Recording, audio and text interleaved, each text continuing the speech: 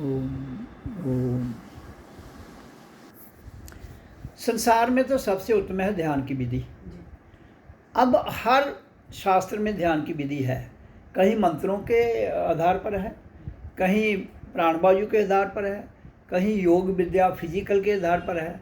तो ये जितनी भी योग विद्या हैं, ये जितने भी शास्त्रों का ज्ञान है, ये विधियाँ हैं।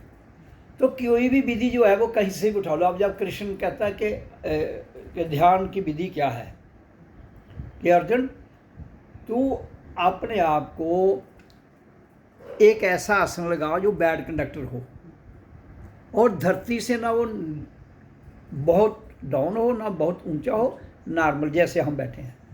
तो यहाँ लगाकर इसको एक अपनी रीढ़ की हड्डी और गले को सीधा रख, हाँ जी, इस आसन में बैठ जा। और उसके बाद क्या कर कि अपने सारे मन इंद्रियां जो भी है इनको कंट्रोल में करते हुए, अपने समभाव में लाते हुए ध्यान इधर रख। कहाँ? नासिका के अग्रभाव में। और इसके देखते हुए इसी को देखते रह, ताकि तेरा ध्यान फोकस हो जाए। अब नाक पर ही क्यों रखना है? क्योंकि और कहाँ रखेंगे हम? सीधा नज़र इधर रखेंगे तो श्वास क्रिया यहाँ से आ रही है, तो श्वास इस पर ध्यान रख ताकि तुझे श्वास फील हो। और जब श्वास फील होंगे तो उन्हीं में तू लीन हो जा। ये कृष्ण ने मेडिटेशन का रास्ता बताया है। अब इधर ध्यान लगाने से क्या होता है? अच्छा, इसके साथ उसने ध्वनि की बात करो तो उसने ओम के उच्चारण की बात की है। तो अगर प्राण वायु की बात करें तो उसने कहा यहाँ देखिए, अब आज के युग में पुराने ज़माने का सिस्टम और आज में थोड़ा अंतर है। आप ऐसे अपनी ध्यान को इधर ज़्यादा देर लगाओगे, आपकी आंख टेढ़ी हो जाएगी, क्योंकि ये हठ योग में आ जाता है। हमने हठ योग में जाना ही नहीं है, हमने सरल भाव में जाना है। इसलिए मैं कहता हूँ कि जब भी आप ओम करते हो, ध्यान लगाते हो, तो इधर फील करो। कहाँ? अपनी नाक पर फील करो। फील करने से हमें कोई हठ योग नहीं होगा और ना ही हमारी आंखें टेढ़ी होगी। तो मेथड वही है। कौन सा? सेम प्रोसेस में थोड़ा डिफरेंट है, जो हमें हार्म ना करे। तो वो समय के लिहाज से वो कृष्ण तो बोल गया है, अब वो थोड़े चेंज करेगा। We can change it. या हम इस वर्तमान में हैं, क्योंकि पहले टेक्नोलॉजी थी लेकिन वो नहीं हुई थी, डिस्कवरी नहीं हुई थी उसकी। तो जब टेक्नोलॉजी की डिस्कवरी होगी, पहले तो थ्योरी में होगा, वो डिस्कवरी होके आ गई। तो 50 चीज़ें हैं जो हमें अब पता नहीं होता था। तो पहले जैसे वो बताया कि महाभारत में जब कौरवों पांडवों का युद्ध हो रहा है तो धृतराष्ट्र को संजय सारी बात बता रहा है। तो आज टीवी है लाइव, अब टीवी तो इतने थे नहीं, तो एक टीवी होगा, वो राजे थे उसके पास होगा, जिसका नाम संजय रख दिया, तो एक ही रिले करता होगा, वही देख सकते थे। तो आज तो करोड़ों टीवी है घर घर में, तो आज तो हर घर में संजय है। अब हम उस एक संजय को लेके कहाँ बैठ जाएंगे? वो संजय हुआ धृतराष्ट्र के लिए, वो संजय हमारे लिए थोड़े है। हमारे लिए आज का टीवी टेक्नोलॉजी है। We can see everything from this. Google में आप अभी बटन दबाइए, जो मर्जी हिस्ट्री किसी की पूछ लीजिए। तो इसलिए हमने वर्तमान को देखना है। इसलिए वही, हाँ, पुरानी बात उसने क्या कही है, हाउ टू इम्प्लीमेंट इट। सर्वप्रथम उसका मेन जो फोकस है वो कहता है तू अपने मन को एकाग्र कर। शरीर, मन, शरीर के बाद इंद्रियां हैं, उसके बाद मन है, बुद्धि है, विवेक है, फिर उसके आगे आत्मा है। तो इसलिए जब तक हम ये सारे सिस्टम तो हमारे पास है ना, कंट्रोल में हमने करना है। अब सिस्टम मेरे पास है तो दूसरा थोड़े कंट्रोल करेगा इसको, तो मुझे ही करना है। तो अगर मैं अपने सिस्टम को नहीं कंट्रोल सकता तो ध्यान तो बड़ी एक सूक्ष्म विधि है। देखो ना, हमारे पास जब परमात्मा ने रचना की किसकी? इस संसार की, तो परमात्मा है क्या? पहले ये तो कंसेप्ट क्लियर हो जाए। Unification of sound, light and vibration, और beyond that unification of sound, light and vibration in the nature is God. वो भगवान है। बियॉन्ड दैट, यहाँ unification of sound, light and vibration लीन हो जाती है किसमें? एक बहुत बड़े प्रकाश में, जहाँ साउंड भी खत्म हो जाती है, वाइब्रेशन भी खत्म, केवल लाइट ही लाइट रह जाती है। तो वो है आत्मा और परमात्मा। तो ये तो क्लियर कर लो पहले। जब वो आत्मा और परमात्मा है तो जब ये दुनिया रची गई तो आत्मा और परमात्मा तो चेतन है, अति सूक्ष्म और चेतन है। बेरैज हमारा मन सूक्ष्म है, चेतन नहीं है। बेरैज हमारी बॉडी स्थूल है, सूक्ष्म नहीं है और चेतन भी नहीं है। बेरैज हमारा जो बुद्धि है वो सूक्ष्म है, चेतन नहीं है। तो हमारी कुछ भी चीज़ चेतन नहीं है स्वाय आत्मा के। अब पर उस वो रचना हुई उसने इसलिए क्योंकि अति सूक्ष्म चेतना में आनंद है, उसमें आनंद है। वहाँ फिजिकल आपको ना तो कुछ मिलना है, फिजिकली कुछ भी नहीं मिलना है। अब फिजिकली मज़ा मिलता है, फिजिकली हमें टेस्ट मिलता है, फिजिकली हम टच करके किसी को भोग जो है वो खाया जाएगा। संभोग है दो के मिलन से होगा, योग है एक्सरसाइज की जाएगी, तो ये सारे फिजिकल है। तो परमात्मा ने उस आनंद को ये कैसे फील किया जाए फिजिकली, एक सिस्टम बनाना, क्योंकि उधर तो आनंद है, लेकिन how we can feel that. और इसमें आनंद भी है किसमें, मानव देह में। जब हम फिजिकली, मेंटली और जो एस्ट्रॉनॉमिक सूक्ष्म से तीनों से आगे चले जाएंगे तो जीते जी हम टेस्ट भी ले सकते हैं, भोग, संभोग, योग, और इसके परे है आनंद। कहता है ये तू सब कुछ फिजिकली लेने के लिए उसने इस दुनिया की रचना की और उसमें मानव देह बनाया, जिसको ये सारे अधिकार दिए। ये अधिकार और किसी के पास नहीं है, बाकी जैसे आएंगे चले जाएंगे। लेकिन उससे कहा इसमें अगर हमसे प्लस माइनस कभी हो जाती है, क्योंकि ये मन है, लालची है, तो तू उसको इम्प्रूव कर सकता है रीबर्थ साइकिल में। वर्थ रीबर्थ साइकिल जो हमारा है, जन्म मृत्यु, ये वर्थ रीबर्थ साइकिल है। तो कहता है इसमें अगर तेरे किसी जन्म में गलती हो जाती है तो तेरा दोबारा जन्म होगा, तू उसको इम्प्रूव कर। लेकिन चूंकि इम्प्रूव तभी होगा तू जब तू पुराने जन्म का आपका वर्थ लेने का कारण क्या है वो जान। अगर तू वो नहीं जानेगा तो फंसे रहेगा किसमें, स्थूल में, सूक्ष्म में, माया में, चेतन में नहीं जाएगा। तो फिर तेरा थैला जो तुम्हारे कर्म थे, जो तुमने डिलीट करने थे जीवन के रहते हुए, वो डिलीट नहीं होंगे। अगर वो डिलीट नहीं हुए तो और उसमें ऐड हो जाएंगे, तो तुम्हारा बोझ बढ़ता जाएगा।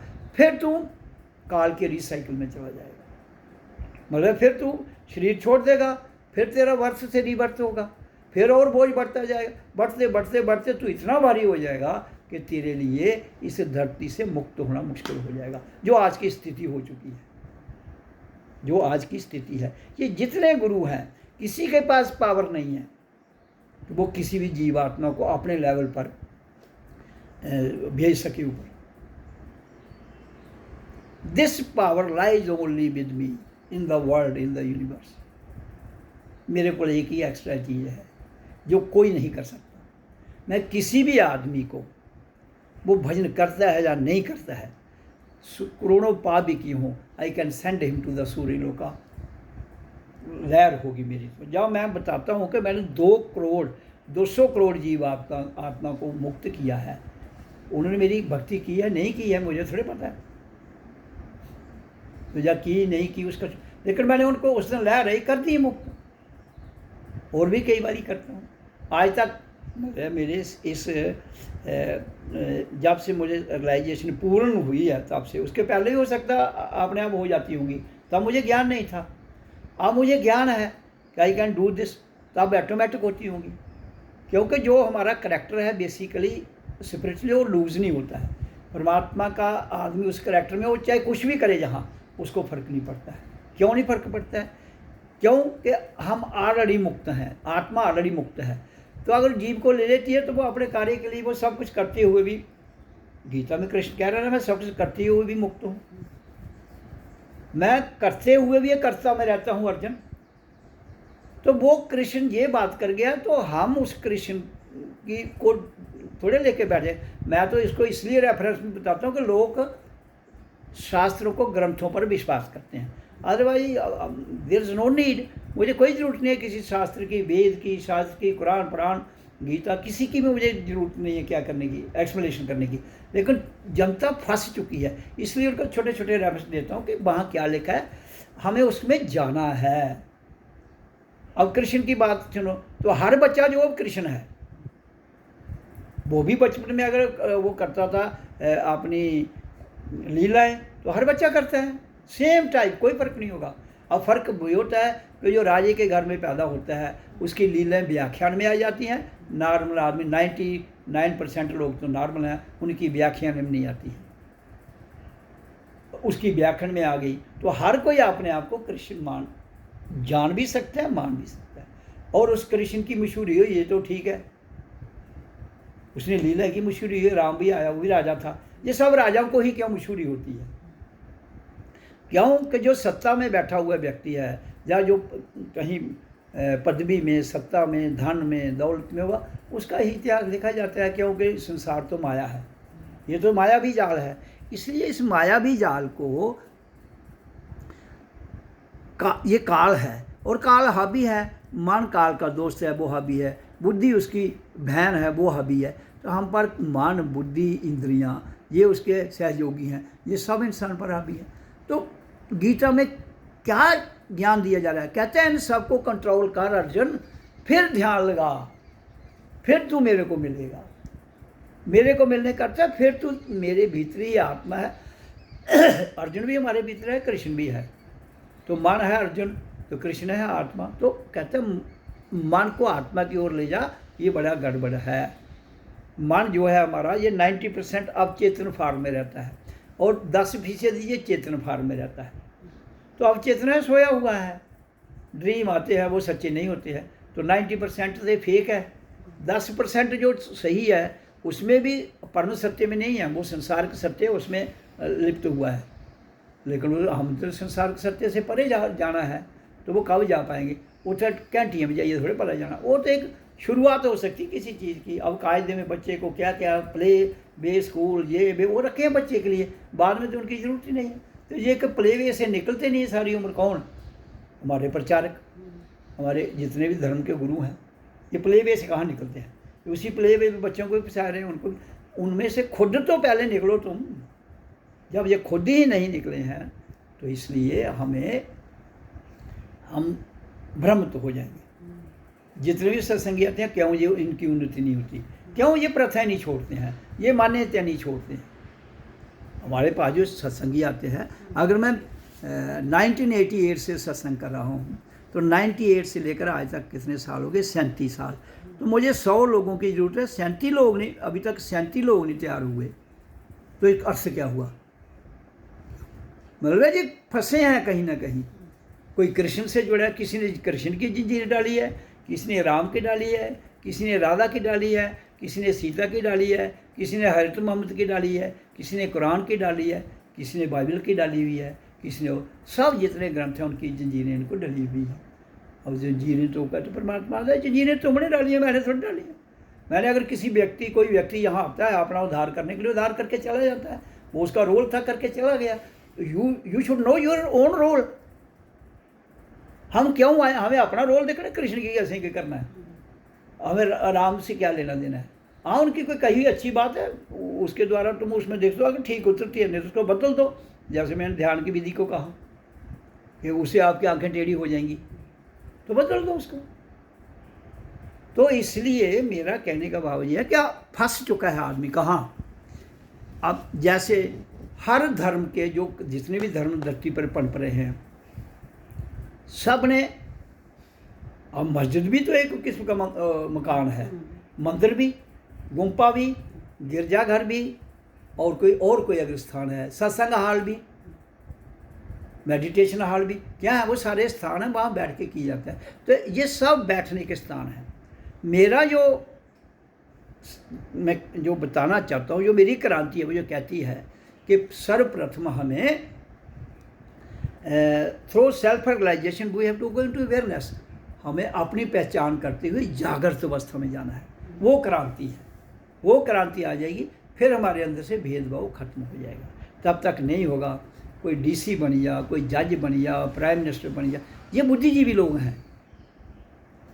यहाँ 3 प्रकार के लोग रहते हैं, बुद्धिवादी, बुद्धिजीवी और बुद्धिनिष्ठ। तो हमें बुद्धिनिष्ठ टॉप है, हमने उस स्टेज में जाता कोई नहीं। तो जब तक हम बुद्धिनिष्ठ नहीं बनेंगे, चाहे हम चीफ जस्टिस हैं, हमें बुद्धिजीवी को यहाँ अप्लाई करते हुए बुद्धिनिष्ठता में जाना है। तो बुद्धिनिष्ठता में केवल इंसान है जिसका कोई धर्म नहीं है। We are all human being. नर है या नारी का है। तो इसलिए ऑल ह्यूमन बीइंग का अर्थ क्या है, there should be everything common.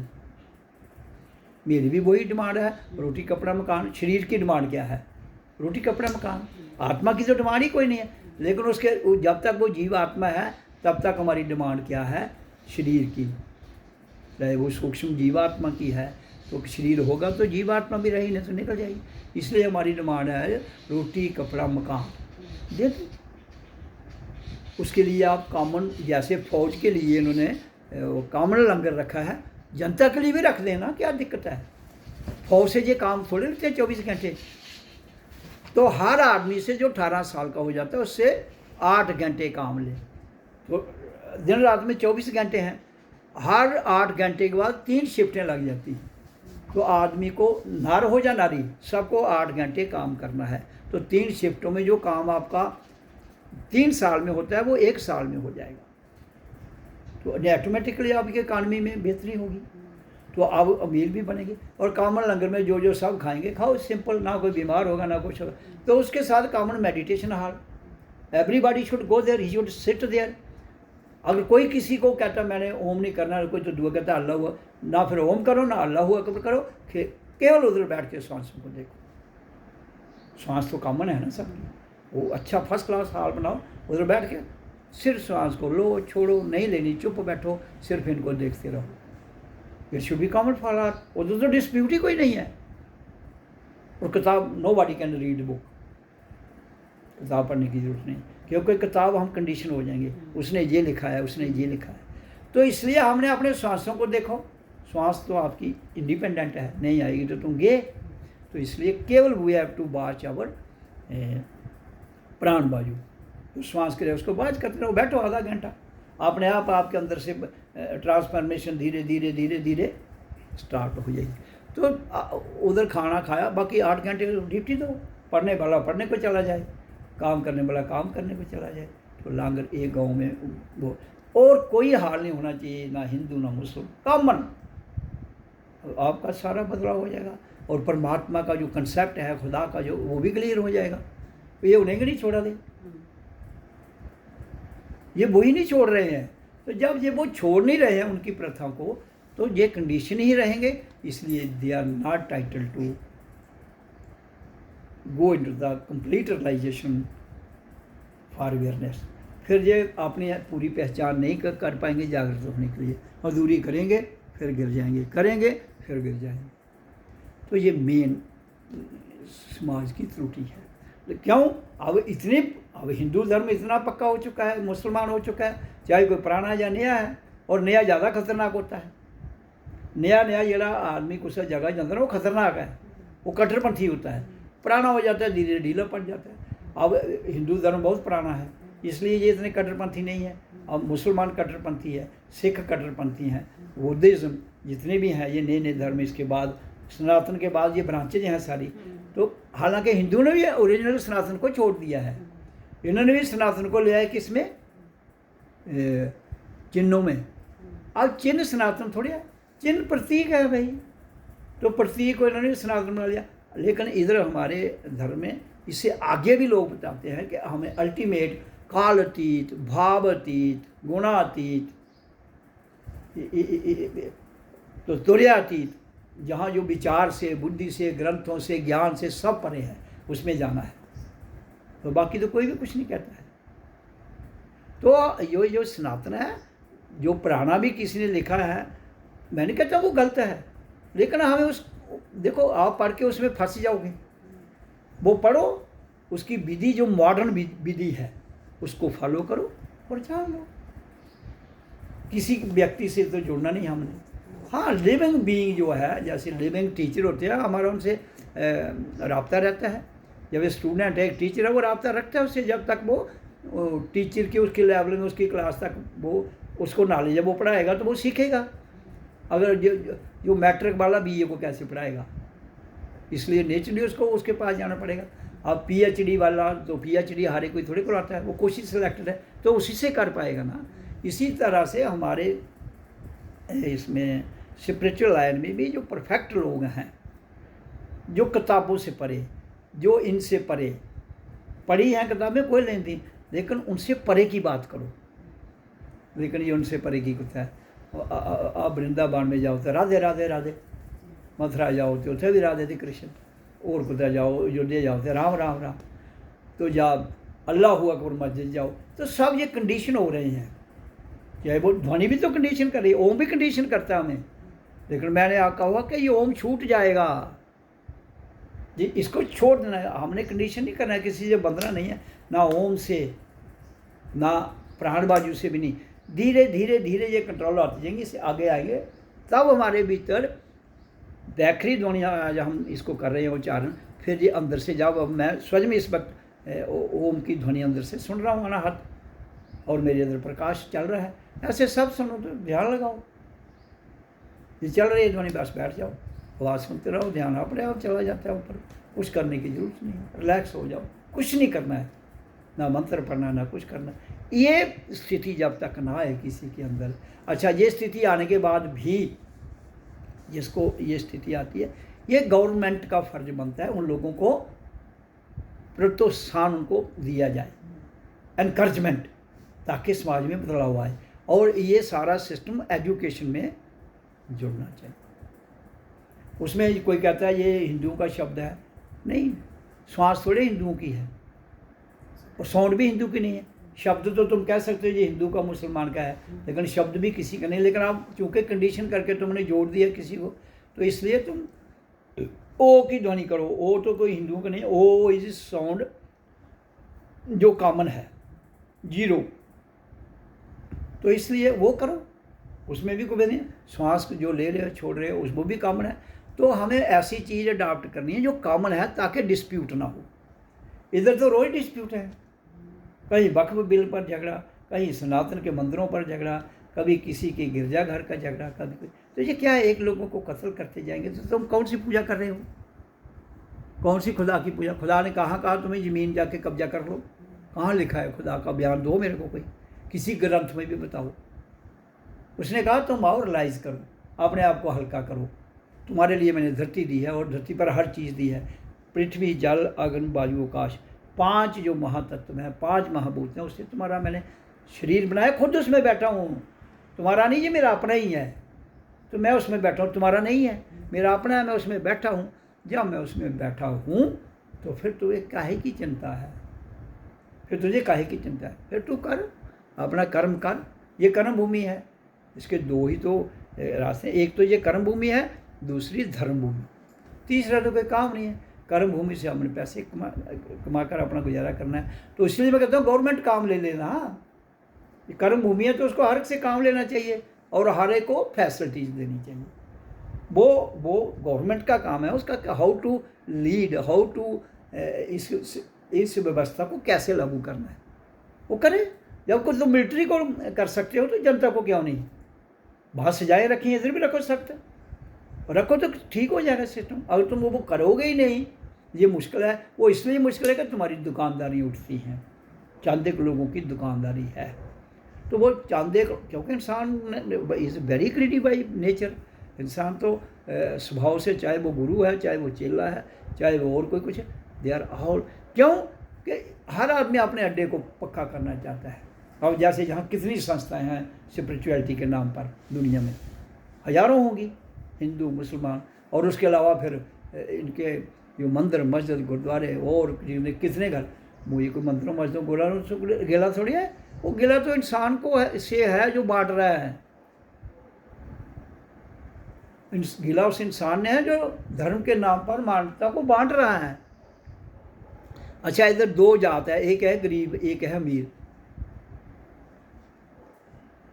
मैं कहता हूँ अमीर और गरीब की जो खाई है, मान लो खत्म हो जाएगी। वो तुम स्कीमें बना रहे हो, एक ही स्कीम है जिससे खत्म हो जाती है, कॉमन मेडिटेशन हॉल और कॉमन लंगर, हर एक को रोटी कपड़ा मकान कॉमन, फ्लैट बना देते हैं। तो जैसे इधर 6 महीने श्रीनगर का सेक्रेटरी श्रीनगर से जम्मू, जम्मू से श्रीनगर जाता है, तो वहाँ के जो मुलाजम है जहाँ उनको क्वार्टर नहीं मिलते, जो उधर रहते हैं उनको मिलते हैं। तो ऐसे तुम जनता के लिए भी कर सकते हो, वो स्मॉल स्केल पर है या लार्ज स्केल पर है।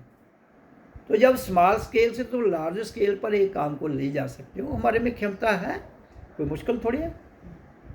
थोड़ा समय लगेगा, तो उसको मॉडिफाई करके ऐसे हम कर सकते हैं। धर्म रिलीजन इज़ वन। वो रिलीजन जो हमें रियलाइजेशन नहीं दे सकता, वो चाहे कितना भी प्यारा हो, कितना भी लालच हमें दे, वी शुड लीव इट। परमात्मा कोई रिलीजन नहीं है, सनातन कोई रिलीजन नहीं है। सनातन एक ऐसी अथाह ऊर्जा है जो बदलती नहीं, पहले भी ऐसी थी, आज भी ऐसी है, आगे भी ऐसी रही, जिसमें आता है sound, light and vibration and beyond that मौन, बियॉन्ड दैट मौन। ये है रूहानियत का सफ़र, सिंपली जो मैंने बता दिया। इसलिए अब हम थोड़ा ध्यान लगा लेंगे, थोड़ा उच्चारण कर लेंगे अभ्यास के लिए।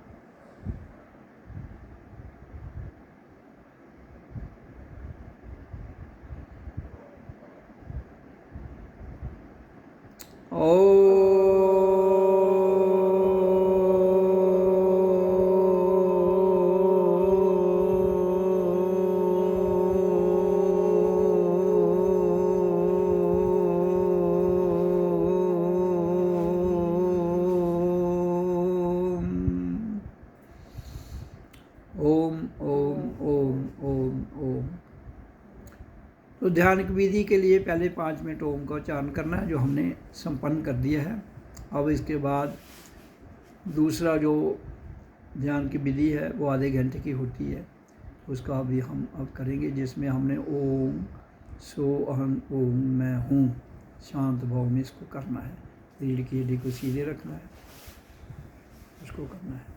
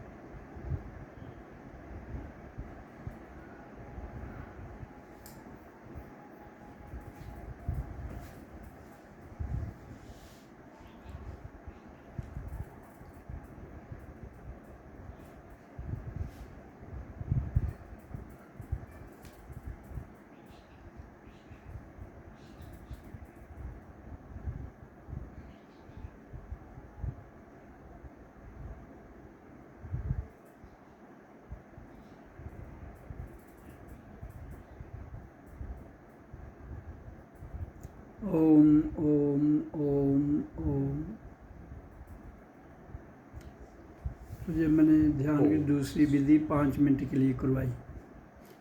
तो इसका पोस्चर वैसे ही रहना है जैसे उच्चारण में था, रीढ़ की हड्डी सीधी और गर्दन भी सीधी और बिल्कुल सामने देखते हुए शांत भाव में बैठते हुए। तो ओम के उच्चारण की विधि और पोस्चर इसका सेम ही था, लेकिन इसमें हमने शांत भाव में क्या करना था, ओम सोहम ओम मैं हूँ। तो इसको आधा घंटा करना है साधक को। मैं तो प्रैक्टिस के लिए करवाता हूँ। ये तब तक करना है जब तक हम के भीतर से अनहत नाद ध्वनि और प्रकाश हमारे माथे पर 24 घंटे रहे। जैसे हम ध्यान में बैठे प्रकाश उसी समय प्रकट हो जाए और अनहत नाद ध्वनि जो चल रही है 24 आवर वो सुनते रहे ध्यान के समय भी। तो ये दूसरी विधि 5 मिनट के लिए की, लेकिन साधक को आधा घंटा करनी है। उच्चारण 5 मिनट, आधा घंटा ये करनी है।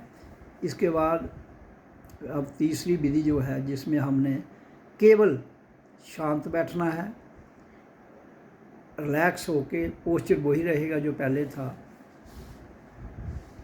इसलिए इसमें केवल हमने नाक पर ध्यान लगाना है, कैसे फील करते हुए कि हम नाक को देख रहे हैं और से श्वास आ रही है जा रही है वो देखनी है।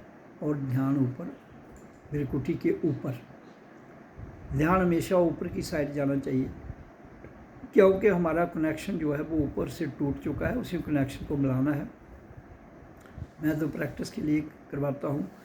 और तब तक आपको ये ओम सोहम करना है प्रैक्टिस में, बाद में भी कर सकते हो, ऐसी कोई दिक्कत नहीं है, लेकिन छोड़ भी सकते हो जब आपको अनाथ नाद ध्वनि भीतर से अनस्ट्रक साउंड सुनाना शुरू कर दे और ये आपका ध्यान जो है वो प्रकाश में ही रहे। तो तीसरी स्टेज है वो उसमें जब चला जाए तो फिर आप डायरेक्ट भी उसी स्टेज से ध्यान लगा सकते हो। फिर पहली और दूसरी स्टेज की ज़रूरत नहीं रहती है। तीसरी स्टेज जिसमें कर्ता से हम अकर्ता में चले जाते हैं, क्रिया से हम अक्रिया में चले जाते हैं, जो आपकी गीता कहती है, साक्षी भाव में चले जाते हैं। मैं तो इसलिए गीता का रेफरेंस दे रहा हूँ कि आप ग्रंथों से ज़्यादा जुड़े हुए हैं, इसलिए। अदरवाइज जब हम इस स्टेज में आ जाते हैं तो हमारी भी वही स्थिति होती है जो एक आत्मा की है, कृष्ण आत्मा को कहते हैं। तो हमें तब पूर्ण ज्ञान हो जाता है कि what is Krishna, what is Arjun, what is Ram, what is हजरत मोहम्मद, जितने महापुरुष हुए आज तक जिन्होंने जाना है वो सब का सब ज्ञान हमारे भीतर प्रैक्टिकली आ जाता है। तो इसलिए तभी हम कंडीशनों से निकल कर एक सच्चे समाज को बना पाएंगे, एक आध्यात्मिक विचार क्रांति ला पाएंगे और सारे जो धर्म मजहब के तौर पर पनप रहे हैं उन सबको एक मेन में लीन कर देंगे, जिसको रियल सनातन कहते हैं। अब शाम बैठी तीसरी विधि के लिए, इसमें आपको पोस्चर वही रखना है, सिर्फ शांत, कोई शब्द नहीं बोलना है। ध्यान भ्रिकुटी पर, श्वास आ रही है जा रही है उसको महसूस करना है।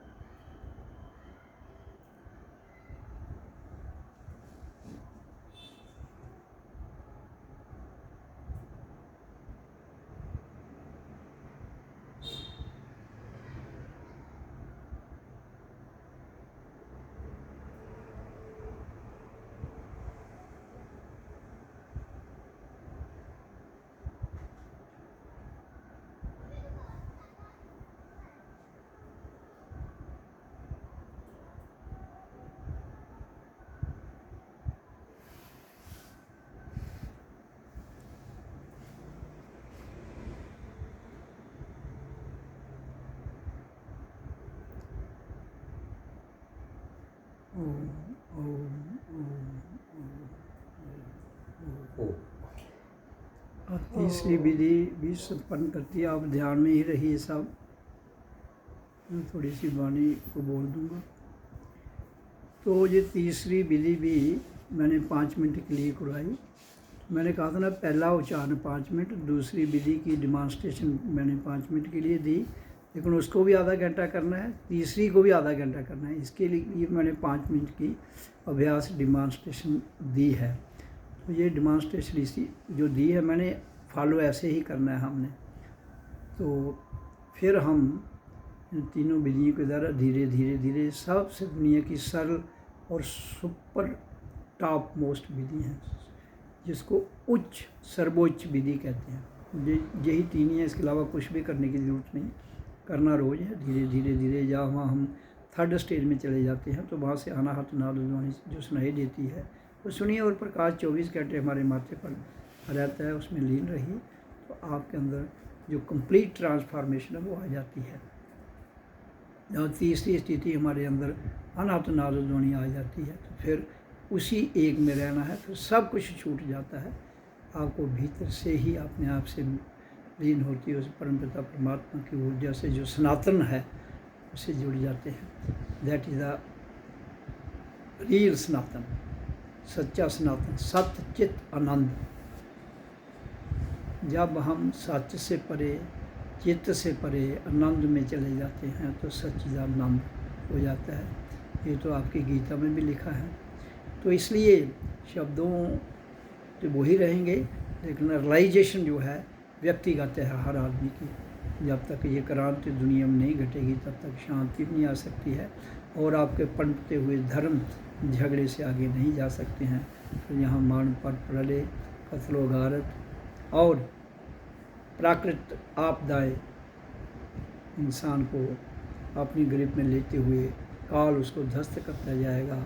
और अगर मेरे बात को सुनकर उस पर अमल ना किया गया तो आने वाली सदियों में, आने वाले युग में, मैं चाहता हूँ मैं जो कह रहा हूँ वो जनता करे, गवर्नमेंट करवाए, पर्टिकुलर अपने मुफाद से, अपनी जात बरादरी, देश भाषा से ऊपर उठते हुए मानवता को बचाने के लिए। तभी संभव होगा जब हम स्कूलों में इसको लागू करें। जहाँ धर्मों की ज़रूरत ही नहीं है, इसलिए है ये धर्म सब एक दूसरे को लड़ा रहे हैं। तो there should be no religion, there should be only one Sanatan. जो जैसे मैं कहता हूँ कि साउंड, लाइट एंड वाइब्रेशन में ही आपकी सारी शक्तियाँ वास करती हैं। पूरे विश्व की शक्तियाँ किस में वास करती हैं? Sound, light and vibration. आपका गॉड भी इसी में वास करता है। परमात्मा तो बहुत दूर की बात है, गॉड आपका इसी में वास करता है। परमात्मा इससे परे है। जो रियलिटी है सनातन की वो इससे परे है। रियल सनातन जो मैं चर्चा कर रहा हूँ, अल्टीमेट वो है जो आपकी शक्तियों से परे है। वो एक मौन, शांत, आनंदत है। आप ध्यान को लगा के रखिए।